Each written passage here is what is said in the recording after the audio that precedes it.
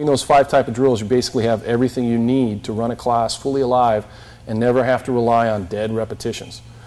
You know, you can do 5, 10, 15, 20 repetitions of a particular movement without any resistance, and you can kind of learn about the movement, make sure you're doing it 100% correctly, make sure your body's in the right position, have a coach watching to make sure everything's good. But once you go beyond that and you just start doing hundreds of repetitions, it's almost inevitable that people get sloppy. And then you're actually, instead of enhancing your skill, you can be making something worse. It'd be imagine if you're a tennis player and you go into the garage and you just throw 500 forehands with a racket and no ball. That's not going to help your tennis game. You need that energy, that ball coming at you, and that's what these drills are for. So once you get past the first few repetitions, immediately they're getting timing. They're getting timing, working the movement we worked in class today.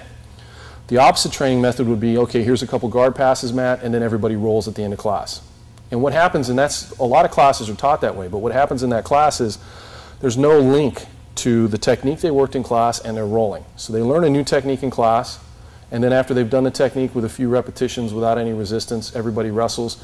And who's going to go back and do that technique, especially if you're rolling hard? You just learned it today. You don't know how to do it. So you go right back to your A game, and you forget the technique. Come around to it 3 or 4 years later and like, oh, I remember that. We learned that 4 years ago. I've never used it. As opposed to you learn the technique in class, the posture, the fundamental, hopefully, if you have a good coach, and then you isolate that, and that's the bulk of the class. Most of what we do at the gym is drilling. So 30, 40, 50 minutes of just drilling and isolating that, and then you roll. And now you have a connection, a physical, live connection between the technique that you worked and that you learned today in class and resistance, and your roll at the end of class. And people learn jiu-jitsu much faster that way. It's just common sense, but it's rare. So that's the I method.